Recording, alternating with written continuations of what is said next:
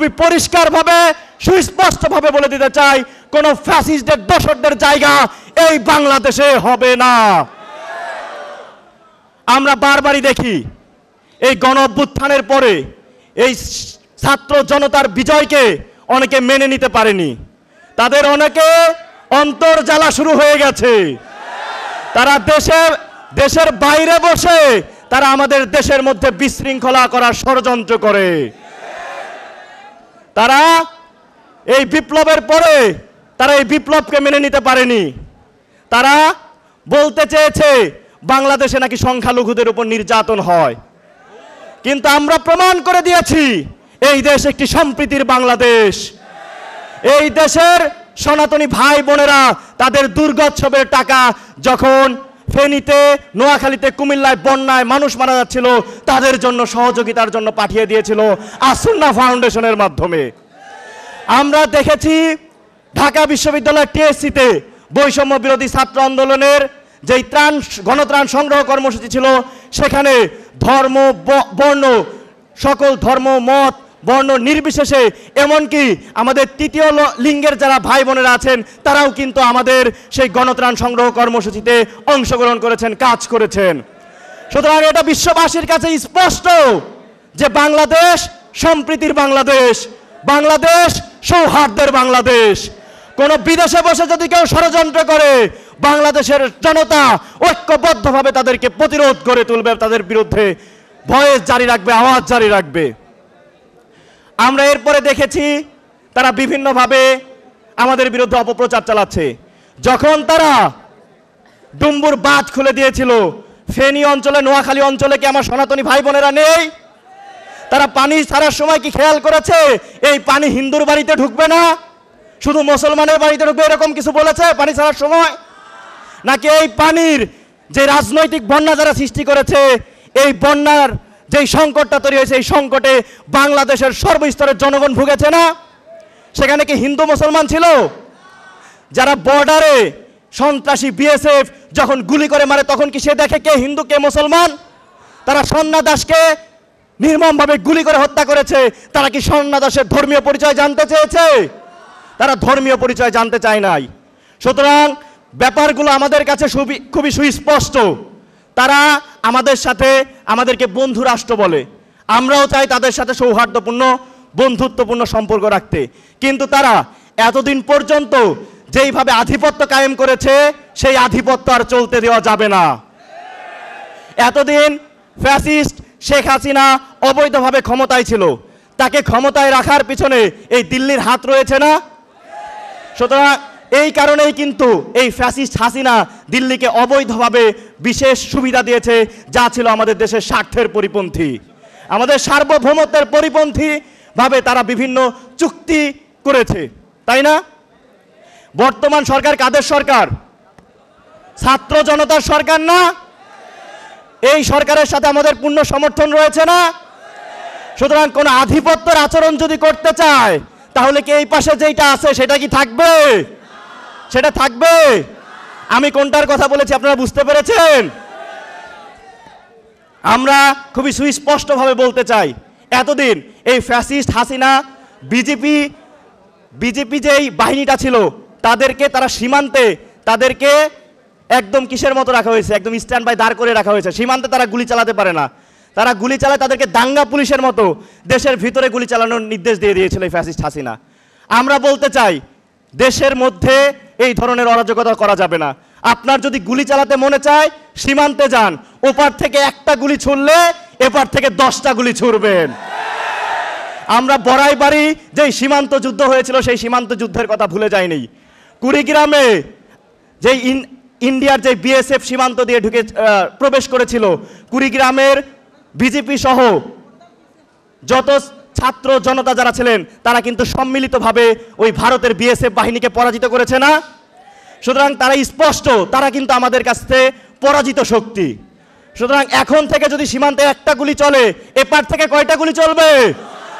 10টা গুলি চলবে।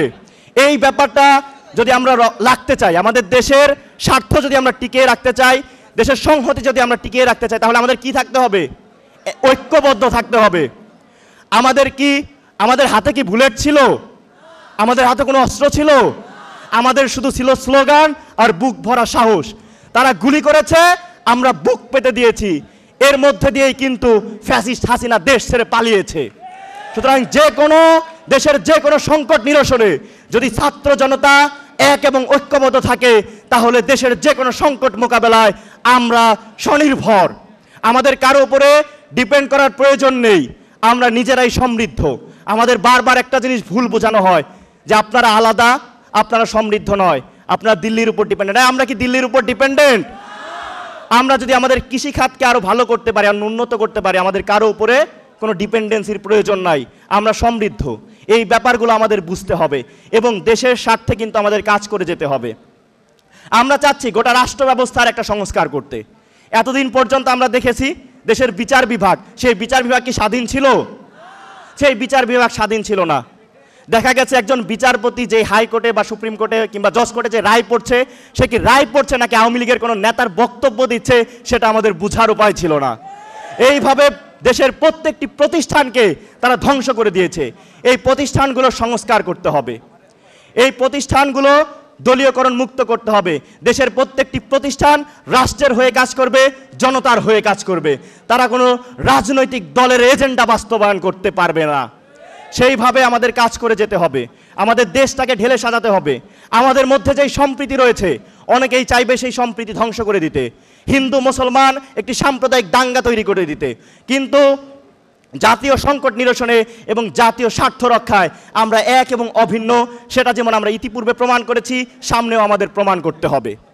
আমাদের বাংলাদেশ একটি সম্প্রীতির বাংলাদেশ। সেই বাংলাদেশে, এই বাংলাদেশে যেমনভাবে মসজিদ, মন্দির, গির্জা, প্যাগোডা থাকবে, তেমনিভাবে হিজাব, দাড়ি, টুপি, টিকলি সব কিছু এই বাংলাদেশে থাকবে। এর মধ্যে দিয়ে যারা আমাদের মাঝে দাঙ্গা সৃষ্টি করতে চাইবে, মনে করতে হবে তারা এই ফ্যাসিস্ট হাসিনার কিন্তু দোসর। তাদের বিরুদ্ধে আমাদের প্রতিবাদ জারি রাখতে হবে এবং নিজেদের মধ্যে যে সম্প্রীতি এবং একতা রয়েছে, সেই একতাকে টিকিয়ে রাখতে হবে। এই বাংলাদেশের মানুষের মানবিক যেই মর্যাদা ফ্যাসিস্ট হাসিনা কেড়ে নিয়েছিল, সেই মানবিক মর্যাদা নিশ্চিত করতে হবে। মনে রাখতে হবে, নারী পুরুষের শারীরিক গঠন অবয়বে পার্থক্য থাকতে পারে, কিন্তু মানবিক মর্যাদায় সকলেই সমান, সকলের সমান অধিকার।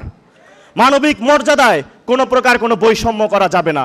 এই বাংলাদেশ সাম্যের বাংলাদেশ এবং বাংলাদেশে সামাজিক যেই সুবিচার রয়েছে, সেই সুবিচার নিশ্চিত করতে হবে। তাহলেই কিন্তু আমরা একটি আমাদের যেই স্বপ্নের বাংলাদেশ, সেই বাংলাদেশ আমরা গড়ে তুলতে পারবো। এজন্য কি আমরা সবাই প্রস্তুত আছি? আমাদের শহীদেরা জীবন দিয়ে গেছেন, তারা রক্ত বিসর্জন দিয়েছেন, আমাদেরকে একটি স্বাধীন বাংলা আবারও উপহার দিয়ে গেছেন। তাদের স্বপ্ন পূরণ করার দায়িত্ব কাদের? আমরা কি আমাদের শহীদের পূর্ণ মর্যাদা রাখতে পারবো? আমরা কি শপথ করতে পারি যে আমাদের জীবনের শেষ রক্তবিন্দু দিয়ে হলেও আমরা শহীদরা যেই স্বপ্ন নিয়ে বাংলাদেশটাকে আবারও স্বাধীন করেছে, ফ্যাসিস্ট হাসিনাকে উৎখাত করেছে, সেই স্বপ্ন আমরা পূরণ করব? কে কে জীবনের শেষ রক্তবিন্দু দিয়ে হলেও এই ফ্যাসিবাদী ব্যবস্থার বিলোপ এবং শহীদদের মর্যাদা রক্ষা করবেন? হাত তুলে দেখান তো। ইনশাআল্লাহ সৃষ্টিকর্তা আমাদেরকে তৌফিক দান করুক।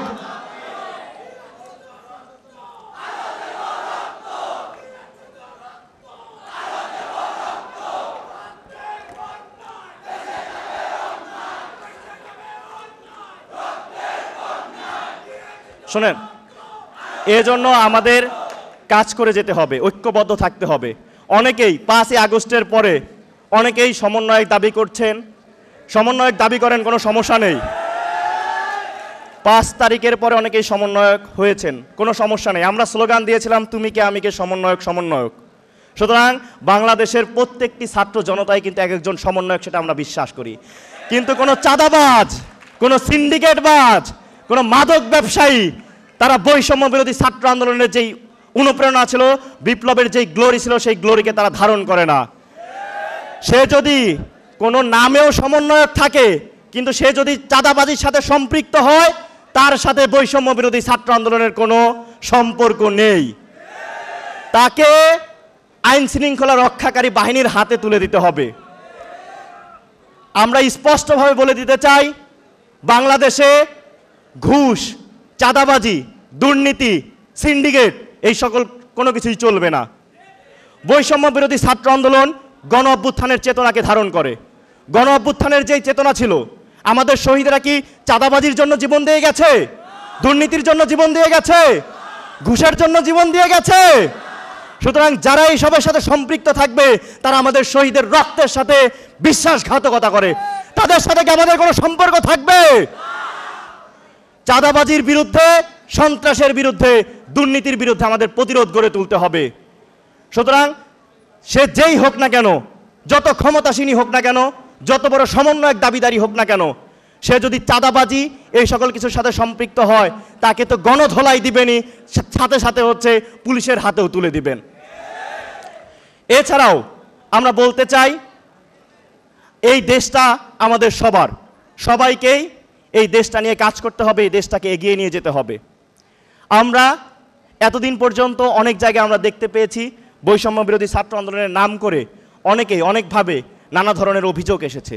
সুতরাং আমরা সিদ্ধান্ত নিয়েছি আমরা একটি অথরাইজড কমিটি করে দিয়ে, অথরাইজড কমিটি শিক্ষার্থীদের মতামতের ভিত্তিতেই কিন্তু করা হবে, যাতে করে কেউ যাতে কোনো প্রকার অন্যায় কাজের সাথে যুক্ত না হতে পারে সেই ব্যাপারগুলো আমরা নিশ্চিত করব। এই ব্যাপারগুলো নিয়ে আমাদের আওয়াজ তুলতে হবে, কথা বলতে হবে। অনেক কথাই বললাম, অনেক অগুছালো কথাই হয়ে গেছে, শুরুতে স্লোগান দেওয়ার কারণে গলাটাও একটু ভেঙে ভেঙে গেছে। তো সবার প্রতি অসংখ্য ধন্যবাদ। মৌলভীবাজারে যে শিক্ষার্থীদের স্বতঃস্ফূর্ত অংশগ্রহণ, সেজন্য আমরা মৌলভীবাজারে যারা আছেন সকল ছাত্র জনতাকে ধন্যবাদ এবং কৃতজ্ঞতা দিয়ে আমার বক্তব্য এখানেই শেষ করছি। ধন্যবাদ সবাইকে।